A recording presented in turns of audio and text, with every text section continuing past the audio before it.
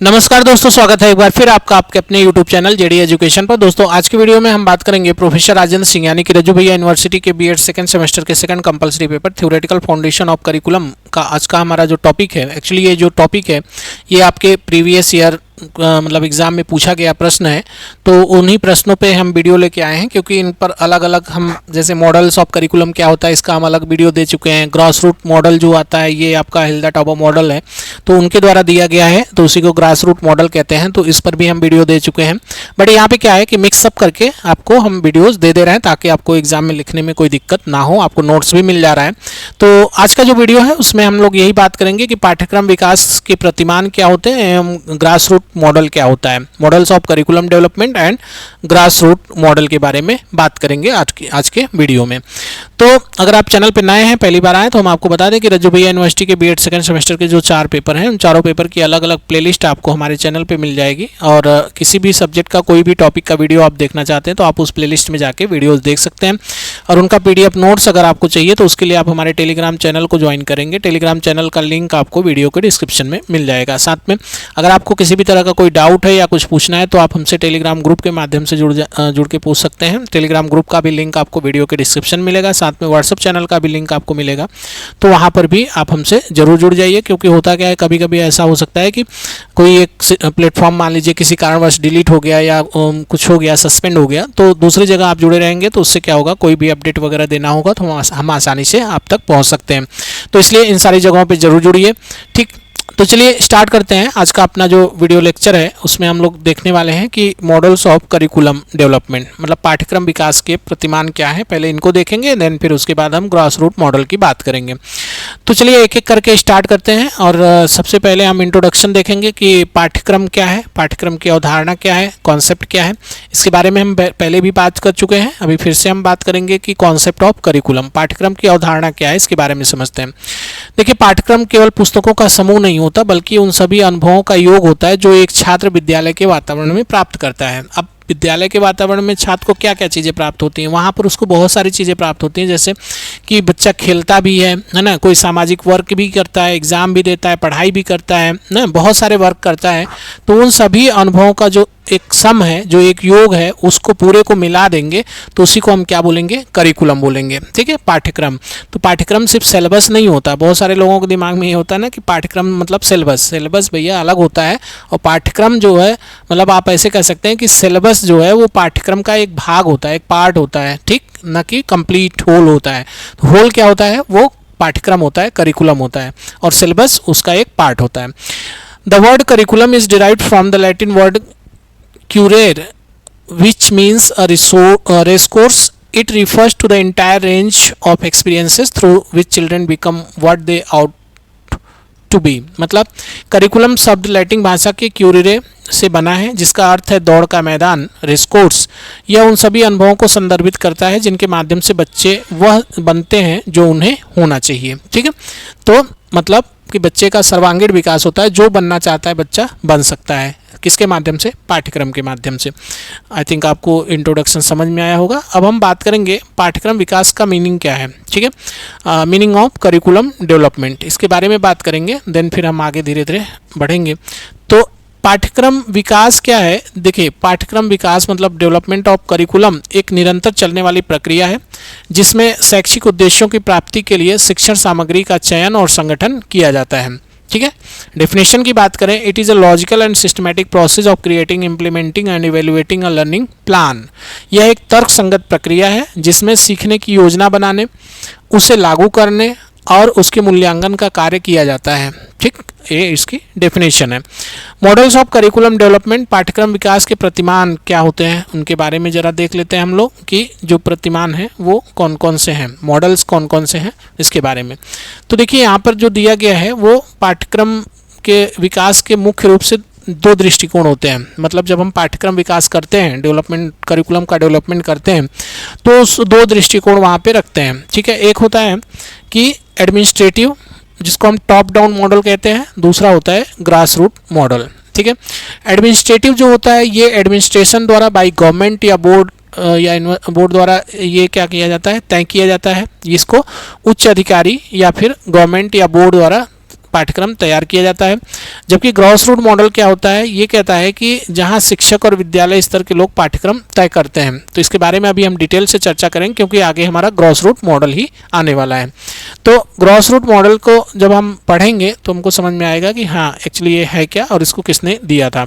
तो देखिए gross root model क्या होता है, इसको ज़रा समझिए। तो इसका एक यहाँ पे हम अलग अलग देखते हैं कि इंट्रोडक्शन एंड ओरिजिन किसका, ग्रॉस रूट मॉडल का। तो ग्रॉस रूट मॉडल को अधोगामी प्रतिमान भी कहा जाता है। इसके मुख्य प्रवर्तक जो है हिल्दा टाबा है। हिल्दा टाबा कनेक्शन क्या है, तो टाबा का मानना था कि पाठ्यक्रम उन लोगों द्वारा बनाया जाना चाहिए जो इसे पढ़ाते हैं, मतलब कि जो शिक्षक होते हैं ना उन्हीं को पाठ्यक्रम डिजाइन करते, क्योंकि भाई देखिए टीचर ही तो बच्चे के संपर्क में रहता है ना, वो समझता है कि हाँ बच्चे को क्या ज़रूरत है क्या नहीं ज़रूरत है ना, कितनी चीज़ों पे मतलब कौन सी चीज़ बच्चे को कितनी देर तक देनी चाहिए, ये सारी चीज़ें एक शिक्षक ही जानता है।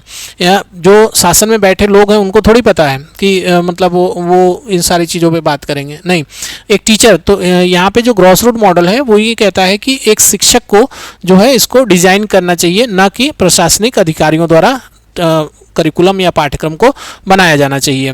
डेफिनेशन बात करें तो इसकी जो परिभाषा है, a curriculum should be design by the teacher of the students for whom it is intended. Hilda Taba ने कहा कि पाठ्यक्रम उन शिक्षकों द्वारा तैयार किया जाना चाहिए जो उन छात्रों को पढ़ाते हैं जिनके लिए यह पाठ्यक्रम बनाया जा रहा है। ठीक है, तो ये इसकी डेफिनेशन हुई ग्रॉस रूट मॉडल की। अगर ग्रॉस रूट मॉडल की डेफिनेशन लिखने के लिए आपसे बोला जाए तो आप लिख सकते हैं। अब यहाँ पे बात है कि जो ग्रॉस रूट मॉडल है ये बोलता है कि मॉडल्स जो डेवलपमेंट है, करिकुलम विकास जो है वो 7 चरणों में होना चाहिए। तो एक एक चरण की बात करेंगे हम लोग कि कौन क्या क्या है, तो इसके बारे में ज़रा देखिए।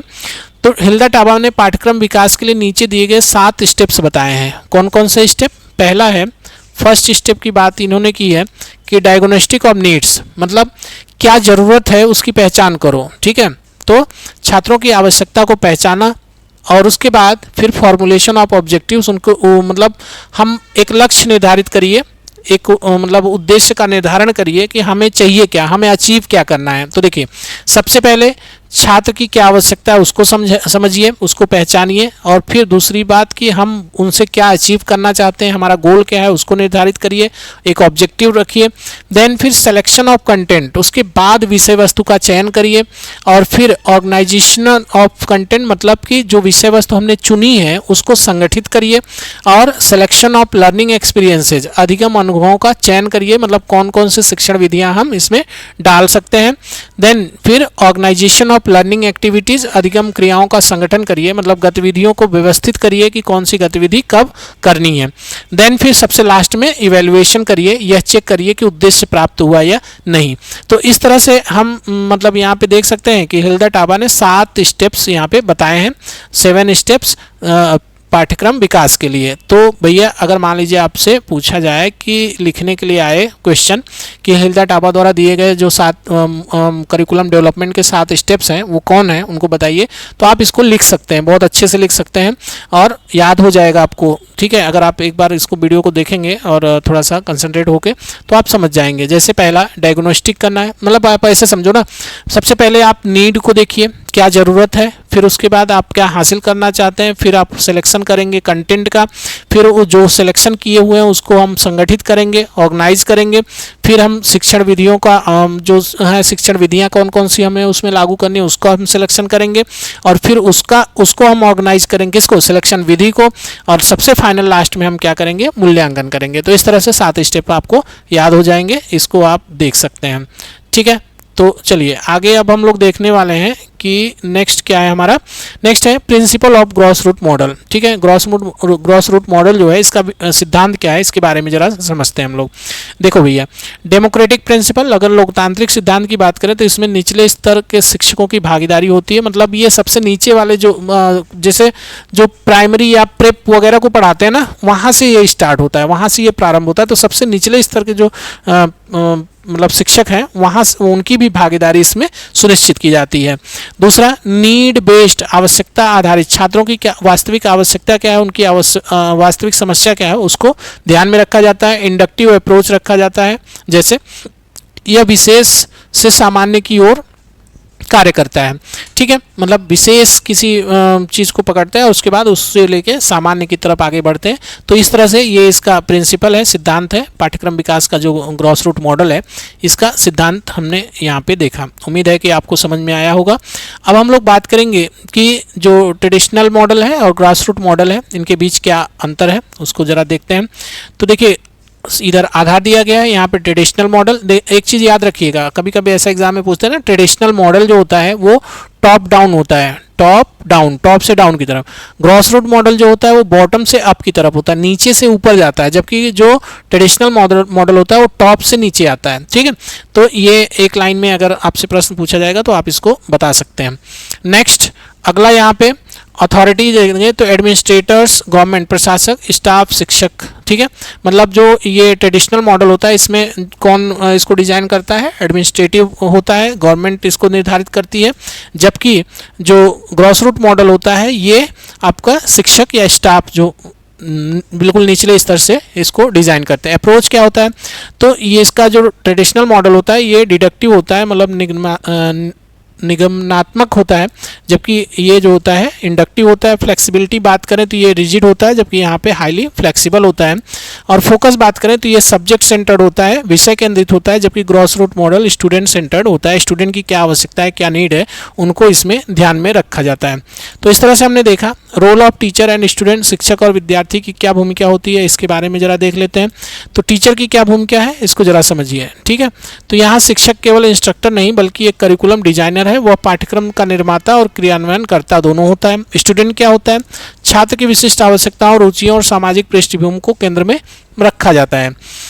अब इसका प्रैक्टिकल एग्जाम्पल अगर हम बात करें, व्यवहारिक उदाहरण अगर हमें देना हो तो हम क्या दे सकते हैं इसके बारे में देखिए। कल्पना कीजिए कि एक ग्रामीण क्षेत्र के विद्यालय में पर्यावरण का पाठ्यक्रम बनाना है। ठीक है, ग्रॉस रूट मॉडल के तहत शिक्षक वहाँ की क्या कर सकते हैं, स्थानीय जो समस्याएं हैं जैसे पानी की कमी, मिट्टी का कटाव इत्यादि को पाठ्यक्रम का हिस्सा बनाएगा, न कि केवल किताबी ज्ञान को।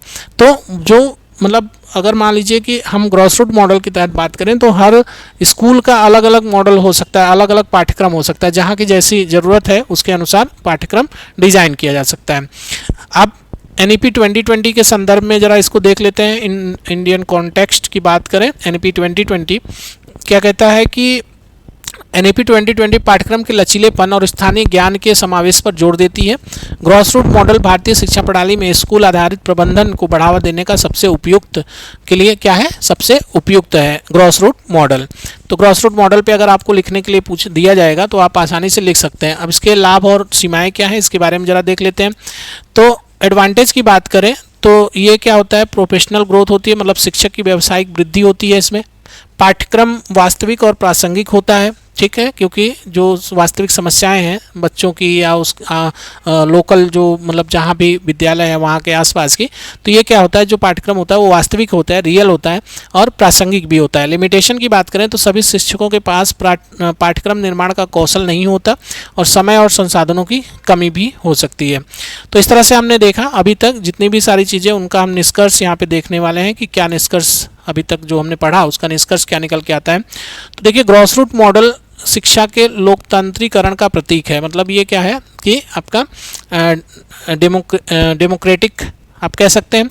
यह पाठ्यक्रम को ऊपर से थोपने के बजाय नीचे से विकसित करने का अवसर देता है, जिससे शिक्षण अधिगम प्रक्रिया अधिक प्रभावी और जीवंत बनती है। तो इस तरह से हमने इसका निष्कर्ष देखा। उम्मीद है कि सारी चीज़ें आपको समझ में आ गई होंगी। अब हम यहाँ पर आपका ये जो प्रश्न पूछा गया था वो कंप्लीट हुआ, इस पर बेस्ड कुछ क्वेश्चंस हम यहाँ पे डिस्कस कर लेते हैं। अगर मान लीजिए सीटेट वगैरह यूपी टेट में अगर इस पर क्वेश्चन आए तो कैसे क्वेश्चन आते हैं ज़रा उसको देख लीजिए। तो देखिए, अगर हम बात करें कि MCQ क्वेश्चंस की, तो MCQ क्वेश्चन में पहला क्वेश्चन है ग्रॉस रूट मॉडल के मुख्य प्रवर्तक कौन है। तो आपको याद रहेगा तो आप लिख देंगे हिल्डा टाबा। ठीक है, दूसरा यहाँ पे पूछ रहा है कि ग्रॉस रूट मॉडल किस अप्रोच पर काम करता है। तो ऑप्शन दे रखे हैं यहाँ पे, ऑप्शन क्या क्या दे रखे हैं देखिए। ऑप्शन दिया हुआ है आपका कि एक मिनट, हाँ यहाँ पर ऑप्शन दिया गया है ग्रॉस रूट मॉडल किस अप्रोच प्रकार का अप्रोच है। तो top down, bottom up, administrative, none of this. तो आपको अभी हमने बताया था कि ग्रॉस रूट मॉडल क्या है, बॉटम अप है। ठीक है, इस तरह से इसका आंसर आप दे सकते हैं। पाठ्यक्रम इस पर शॉर्ट आंसर जो पूछे जा सकते हैं आपसे बीएड एग्जाम में वो क्या हो सकते हैं, तो पाठ्यक्रम विकास में इंडक्टिव रीजनिंग का क्या अर्थ है, ठीक है, इसके बारे में आप लिख सकते हैं, या ग्रॉस रूट मॉडल की किन्हीं 3 विशेषताओं को लिखना है तो उसको आप लिख सकते हैं। इस तरह से प्रश्न आपसे पूछ सकते हैं। तो यहाँ पे इसका लॉन्ग आंसर भी होगा, लॉन्ग आंसर भी हम देख लेते हैं, नहीं है, हाँ ये है कि हिल्डा डावा के ग्रॉस रूट मॉडल के 7 चरणों को सविस्तार व्याख्या करिए। तो इस पर आपको लिखना है, आप लिखेंगे या भारतीय संदर्भ में पाठ्यक्रम विकास के ग्रॉस रूट मॉडल की प्रासंगिकता क्या है और सीमाओं का आलोचनात्मक परीक्षण करें। इस तरह के प्रश्न अगर आपसे पूछे जाते हैं आपके एग्जाम में तो आप इसको लिख के आएंगे। उम्मीद है कि सारी चीज़ें आपको समझ में आ गई। तो अगर वीडियो आपको अच्छा लगा तो वीडियो को लाइक ज़रूर करिएगा, ठीक है, और चैनल पे नए हैं तो चैनल को सब्सक्राइब करके बेल आइकन को जरूर प्रेस कर दीजिए। तो चलिए आज के वीडियो में बस यहीं तक, मिलते हैं हम नेक्स्ट वीडियो के साथ। तब तक आप अपना ख्याल रखिए, मन लगा के पढ़ाई करिए। बहुत बहुत धन्यवाद।